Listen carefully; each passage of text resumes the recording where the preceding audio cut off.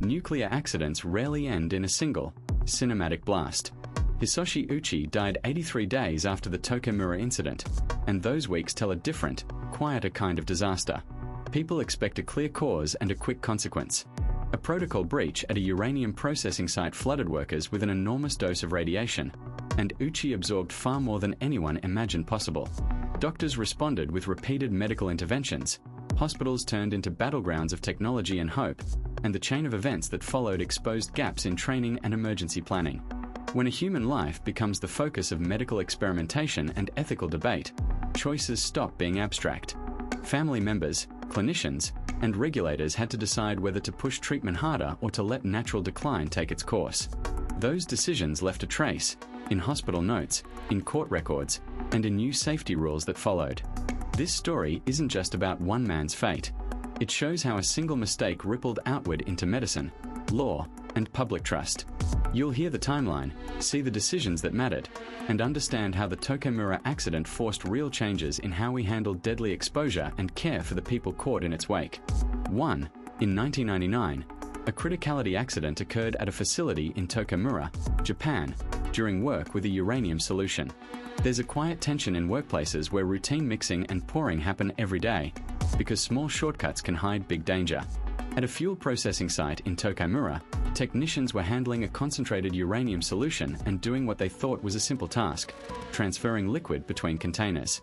They bypassed the facility's approved procedures and used containers and methods that weren't meant for handling the amount of fissile material involved. That decision changed everything, because when enough uranium came together in the wrong geometry, a self-sustaining nuclear chain reaction started inside the precipitation tank. People nearby felt the consequences almost immediately.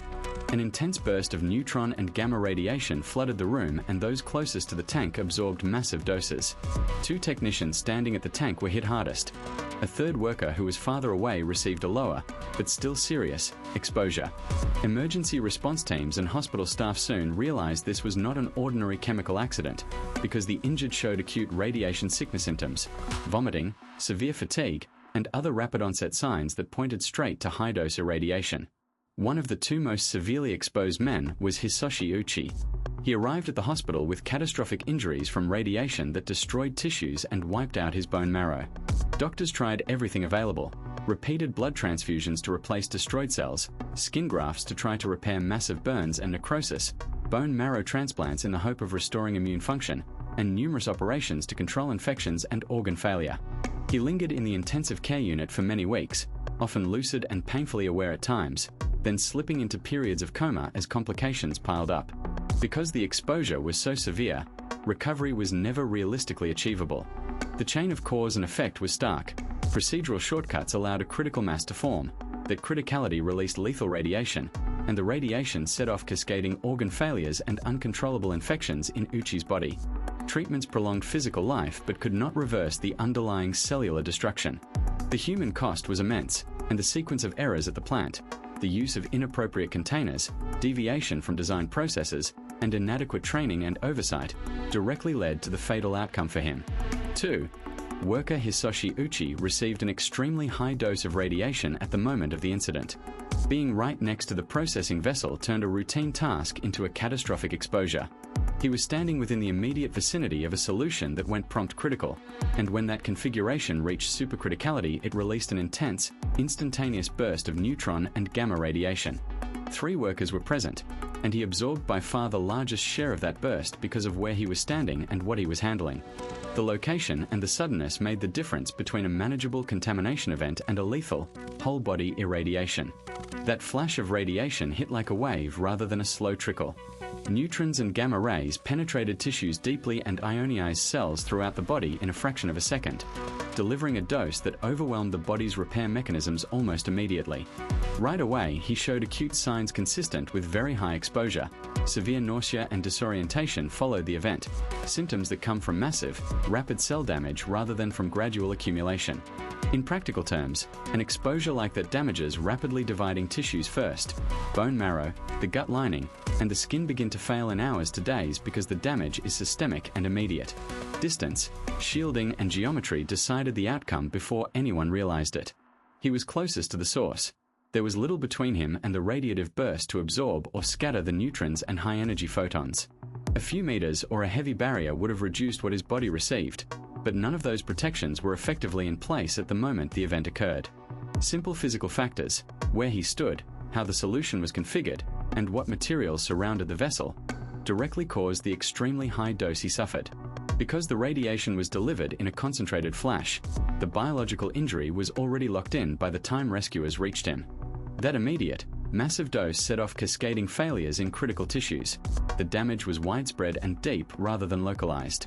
Medical interventions that began afterward had to contend with tissue destruction on a scale produced at the instant of exposure, and the nature of prompt neutron gamma irradiation meant that the core harm was not something that could be undone by later decontamination or standard wound care.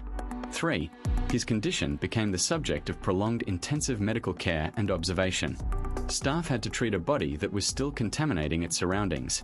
Workers in protective gear checked him for radioactive particles before anyone touched him, and the room itself became a controlled zone with detectors and decontamination routines. Because the contamination risk was real, every procedure carried an extra layer of logistics. One person would prepare supplies outside the room, another would help inside, and instruments had to be tracked and sometimes discarded. That constant choreography slowed care and made even simple tasks, changing dressings, drawing blood, into major operations. The visible injuries demanded non-stop wound care and organ support. Skin had sloughed and was prone to open, oozing lesions that needed repeated cleaning, debridement, and attempts at covering with grafts or dressings. Nurses and surgeons changed dressings many times a day to control infection and fluid loss. Blood loss and bruising required ongoing transfusions to keep basic physiological functions going. Breathing support and nutritional lines were used when he could not maintain them on his own, and pain control had to be balanced against the need to monitor neurological status. All of these treatments interacted. Infections made wounds worse, blood product needs increased when marrow function failed, and every intervention raised the risk of further contamination or secondary complications. The collapse of his blood-forming system shaped much of the medical strategy. His bone marrow stopped producing enough white cells, red cells, and platelets, so doctors relied heavily on transfusions and on attempts to reconstitute his marrow, including marrow donated by his parents. Those donations were a concrete, desperate effort to restore immune function and clotting ability, but the expected recovery of blood counts did not materialize, leaving him dangerously open to infections and bleeding. To fight that risk, staff used broad-spectrum antimicrobials, isolated techniques, and sterile dressing changes. But the lack of marrow recovery meant infections recurred and control was difficult despite aggressive measures. Observation stretched into a long, draining vigil for both caregivers and family. Teams ran continuous blood tests, cultures, and imaging to look for new infections or organ deterioration, and they monitored staff exposure to radiation at every shift change.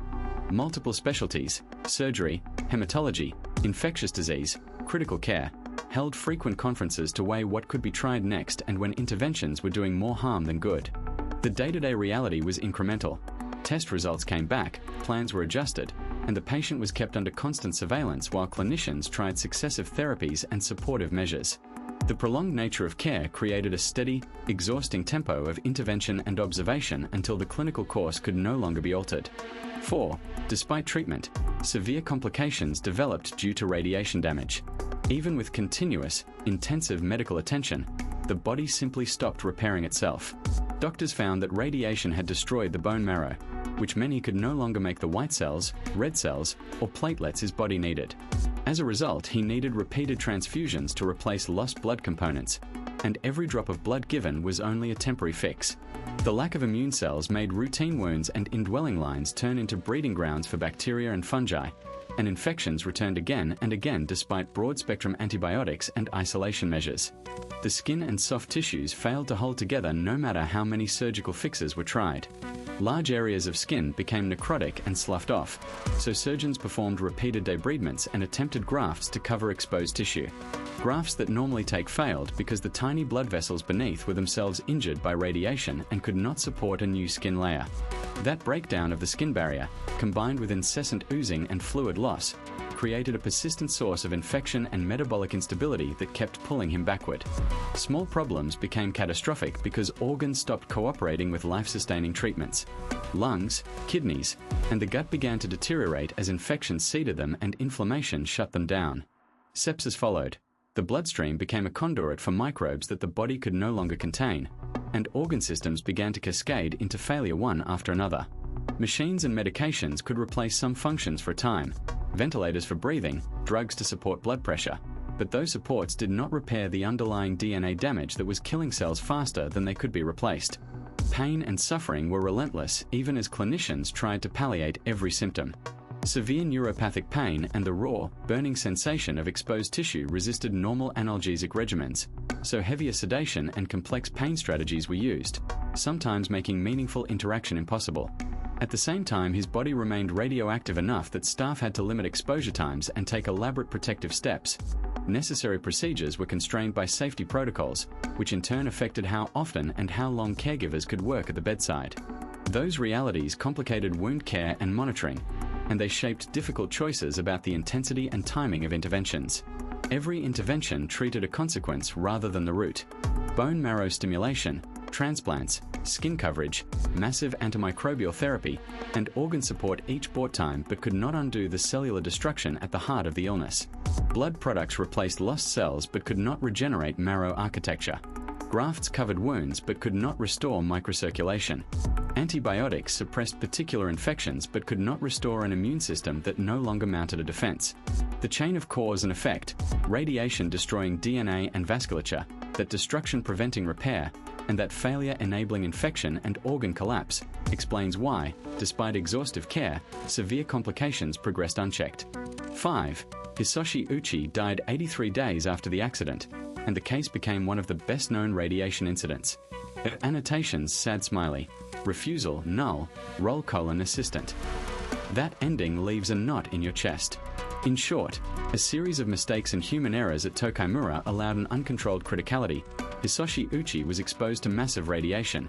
Medical teams tried extraordinary interventions for weeks, and the result was a drawn-out human tragedy that forced questions about safety, medicine, and responsibility. You may be feeling anger, or numbness, or a quiet sadness right now. Because of procedural lapses, lack of adequate training, and insufficient regulatory oversight, one moment of miscalculation turned into months of intensive medical effort, extreme ethical decisions, and legal fallout that affected families, co-workers, and the broader community. This is not just a story of one man. The accident led to concrete changes, prosecutions of those responsible, revisions to plant procedures, new national reviews of nuclear safety, and international scrutiny that reshape how facilities handle fissile material and train staff. If this stuck with you like it did for us, there are gentle ways to stay involved and informed without feeling overwhelmed. You might watch the next piece we are preparing on the survivors and the policy shifts that followed, follow credible reporting on nuclear safety, or share this video with someone who should understand the human cost behind technical failures.